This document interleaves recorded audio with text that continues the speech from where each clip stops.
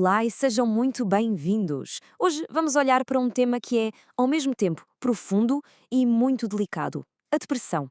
Mas vamos fazer isto de uma forma um bocadinho diferente. Vamos explorar a depressão sob a perspectiva do espiritismo, que funciona aqui como um complemento à visão da medicina e da psicologia, para tentarmos, juntos, encontrar um entendimento mais amplo sobre o que é esta dor da alma. Olhem para esta imagem. Acho que ela consegue captar um sentimento que, infelizmente, talvez seja familiar para alguns. Aquela tristeza avassaladora, um sentimento de desamparo que parece que nunca mais acaba. É uma dor que nos isola. Mas, afinal de contas, o que é a depressão? Vamos tentar perceber isto um pouco melhor. Bem, para começarmos esta nossa conversa, é mesmo fundamental definir e compreender do que estamos a falar, para que todos partamos da mesma base de entendimento.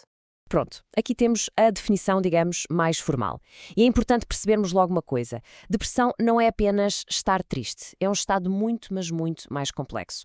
Falamos de um abatimento que é físico e moral.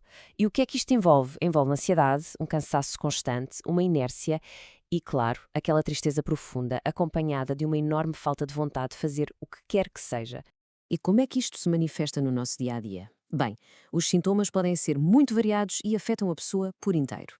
Temos, por exemplo, alterações no apetite e no sono que desregulam completamente o nosso corpo.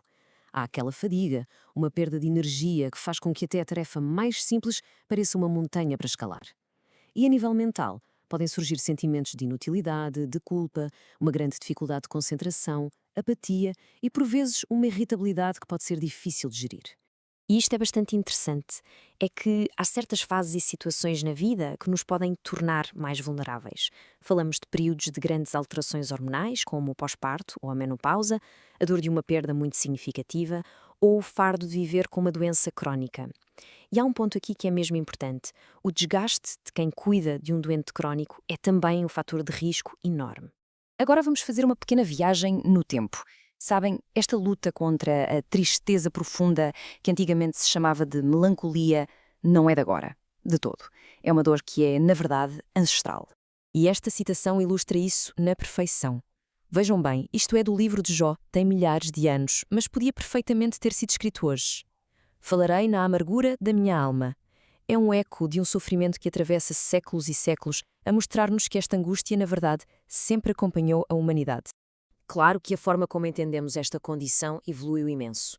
Na Grécia Antiga, por exemplo, Hipócrates tinha a sua teoria dos quatro humores.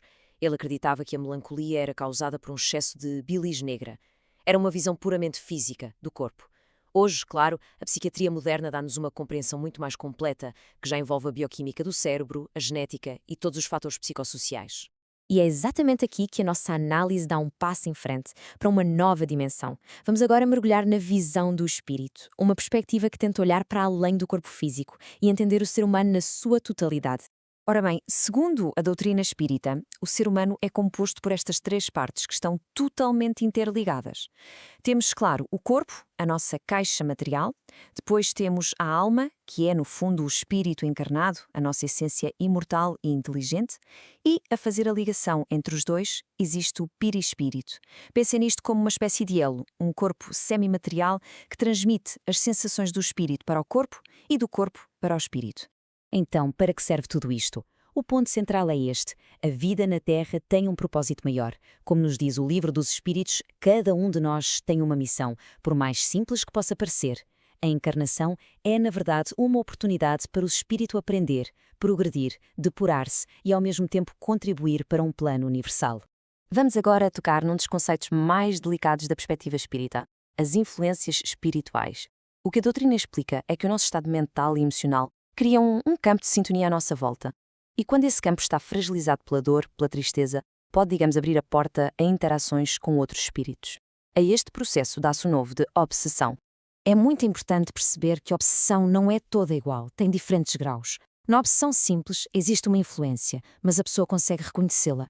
Já na fascinação, o processo é mais subtil. O espírito consegue iludir o pensamento, paralisando a nossa capacidade de discernimento. E a subjugação é a mais grave de todas, porque implica um domínio sobre a vontade da pessoa que a pode levar a agir contra a sua própria natureza. Muito bem.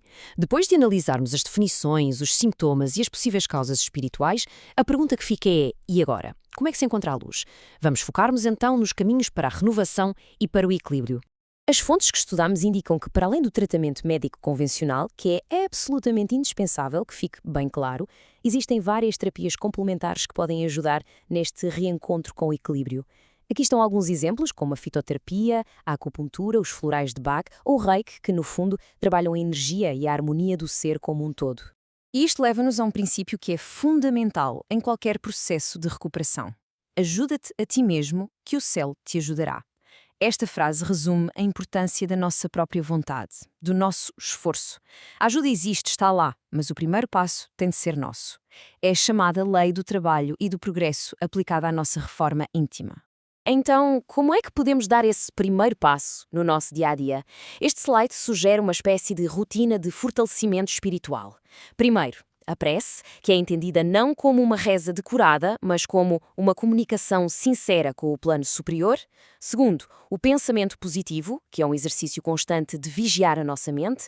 E terceiro, a ação no bem, porque o trabalho útil e a ajuda ao próximo são, sem dúvida, ferramentas de cura muito poderosas. E pronto, estamos a chegar ao fim desta nossa análise. A mensagem que fica é, acima de tudo, uma mensagem de esperança. Uma esperança que se baseia na resiliência do espírito e na certeza de que a vida, de uma forma ou de outra, continua. Esta citação, que foi retirada da obra Memórias de um Suicida, deixa-nos com uma reflexão muito profunda. Ela lembra-nos da nossa condição de seres imortais e do valor imenso que a vida tem. A dor é passageira, faz parte do nosso caminho e do nosso reajuste. O suicídio nunca é a solução. Pelo contrário, é um desvio que apenas adia o nosso encontro com a felicidade, porque a jornada do espírito não acaba com a morte do corpo. E é com esta mensagem de esperança que terminamos. É justo referir que este trabalho foi todo ele realizado a partir da palestra Depressão à Luz do Espiritismo, que foi apresentada por Henrique Vieira, lá no Centro Espírita Luz Eterna, em Olhão. Esperamos ter conseguido partilhar esta perspectiva sobre um tema tão relevante para todos nós. Muito obrigado.